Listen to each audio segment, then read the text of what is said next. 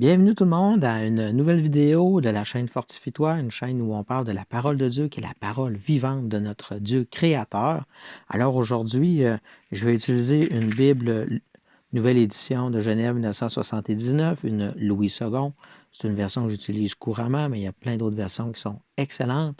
Euh, alors aujourd'hui, on va focuser surtout sur un livre qui est vraiment bien, juste après les Proverbes, ça s'appelle l'Ecclésiaste.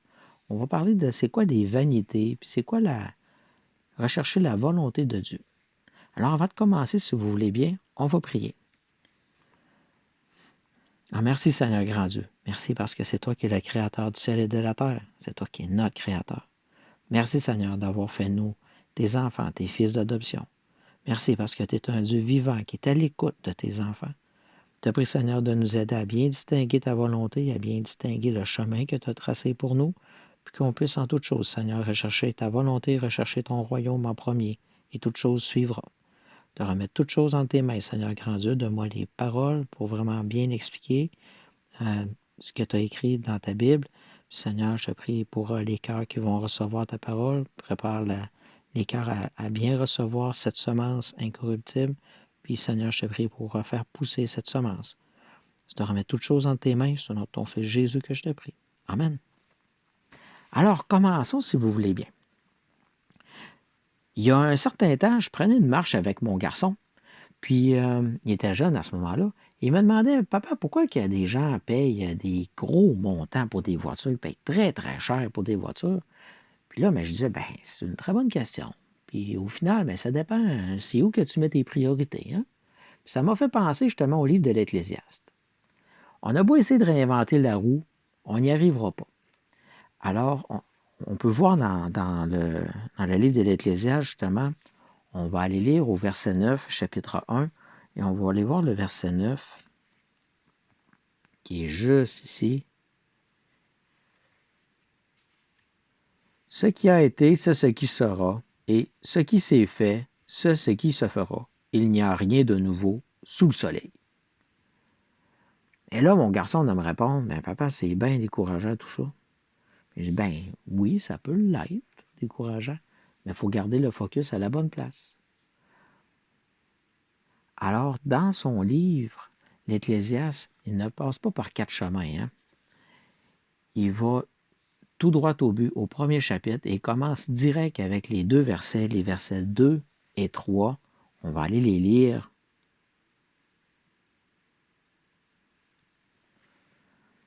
Tout de suite, il commence en disant « Vanité des vanités », dit l'Ecclésiaste, « vanité des vanités, tout est vanité. Quel avantage revient-il à l'homme de toute la peine qu'il se donne sous le soleil? » Alors, on commence vraiment direct en force, hein? Vanité des vanités. Pour lire plus loin dans le livre qu'il n'y a pas vraiment d'avantage. Hein? C'est vraiment triste, mais il n'y a pas vraiment d'avantage. Tous les avantages qu'on peut trouver sont vraiment éphémères, hein, comme un vent qui passe. Pour bien comprendre le sens de ces versets-là, il faut une bonne signification du mot vanité. Alors, après quelques recherches, là, j'en ai trouvé une dans les commentaires de John MacArthur qui, je trouve vraiment, qui nous aide à bien comprendre le principe de la vanité. La vanité, bien, ça exprime la futilité des tentatives de trouver la satisfaction loin de Dieu. Alors, la vanité exprime la futilité des tentatives de trouver la satisfaction loin de Dieu. C'est vraiment le loin de Dieu qui est la clé. Le deuxième chapitre de l'Ecclésiaste, qu'on voit ici, fait un étalage de ce que le roi Salomon s'est permis dans sa vie. Pour bien s'imager tout ça, une bonne mise en scène, disons que Salomon n'était pas seulement l'être humain le plus sage dans l'histoire de l'humanité, mais aussi le plus riche. Quand il dit au chapitre 2, au verset 10, on va lire juste ici, « Tout ce que mes yeux avaient désiré, je ne les en ai point privés, je n'ai refusé en mon cœur aucune joie, car mon cœur prenait plaisir à tout mon travail, et c'est la part qui m'en est revenue. Je n'ai refusé aucune joie à mon cœur. » On peut conclure qu'il n'y a pas grand-chose qui ne lui a pas été permis. Le roi Salomon, il a eu vin à volonté, il a eu de la nourriture en abondance, des possessions tant qu'il voulait, des vergers à perte de vue, des serviteurs, des enfants, des animaux tant qu'il voulait, des richesses infinies, environ 700 femmes, 300 concubines, et j'en passe. Tout ce que mes yeux avaient désiré, je ne les en ai point privés. Je n'ai refusé rien à mon cœur, aucune joie. Le roi Salomon, c'est pas compliqué, il a tout possédé et il a tout essayé, ce qui était humainement possible de faire. Même en ayant tout ça et en ayant la satisfaction du travail accompli, la fierté de toutes ses possessions, Salomon termine avec le verset 11. On voit juste ici. Puis j'ai considéré tous mes ouvrages que mes mains avaient faits et la peine que j'avais prise à les exécuter, et voici, tout est vanité. Et poursuite du vent, il n'y a aucun avantage à tirer de ce qu'on fait sous le soleil. Comme dirait mon garçon, c'est bien décourageant. En effet, c'est décourageant si notre espoir se retrouve là-dedans, dans des vanités, dans des possessions. C'est décourageant de penser, si notre fierté, c'est de penser que les gens vont se rappeler de nous à cause de nos œuvres. Ça va être décourageant si posséder du matériel, c'est notre finalité. C'est décourageant si on pense trouver une joie là-dedans parce que c'est éphémère. C'est décourageant parce qu'on n'en aura jamais assez. L'œil ne se rassasie pas de voir et l'oreille ne se lasse pas d'entendre. On en veut toujours plus.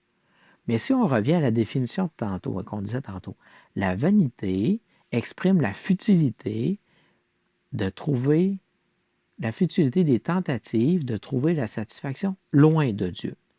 Ce qui est vanité, ce n'est pas nécessairement d'avoir une maison ou une voiture. C'est quand on essaie de trouver notre satisfaction, notre joie, un but dans le matériel en mettant Dieu de côté, en plaçant Dieu en deuxième position. Jésus nous dit dans Matthieu 6, 19, allons voir.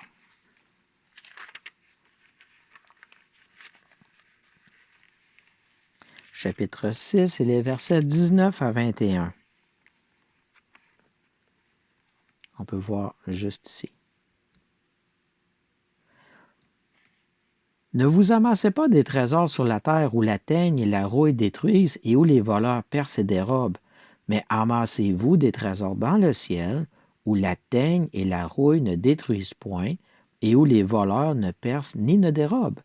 Car là où est ton trésor, là aussi sera ton cœur. Mes amis, ça donne absolument rien d'avoir du matériel sans avoir Dieu. On est d'accord là-dessus? Cherchons Dieu et il prendra ensuite soin de nous. Jésus nous dit au verset 33 dans le même chapitre, on va aller le voir juste ici, « Cherchez premièrement le royaume et la justice de Dieu, et toutes ces choses vous seront données par-dessus. » Cherchez premièrement le royaume et la justice de Dieu. À la fin du livre de l'Ecclésiaste, Salomon, le roi le plus sage que l'histoire a connu, après avoir tout essayé, tout possédé, tout étudié, tout expérimenté, après avoir tout fait, a conclu par un verset très simple, mais tellement complet, au chapitre 12. Allons le lire. Chapitre 12, le verset 15. Écoutons la fin du discours. « Crains Dieu et observe ses commandements, c'est là ce que doit faire tout homme. » OK, on s'arrête là une minute. Crains Dieu et observe ses commandements. Ça ne donne rien de chercher le bonheur dans du matériel. Crains Dieu et observe ses commandements. C'est simple, hein? N'essayons pas de remplir nos yeux avec toutes sortes de choses. Craignons Dieu et observons ses commandements. Observons ses commandements. C'est ce que je vous propose ici aujourd'hui, de craindre Dieu et d'observer ses commandements. Et tout le reste va suivre notre Seigneur nous l'a promis. Alors sur ça, je vous laisse. Que Dieu vous bénisse abondamment. Je vous souhaite une bonne fin de journée. Au revoir.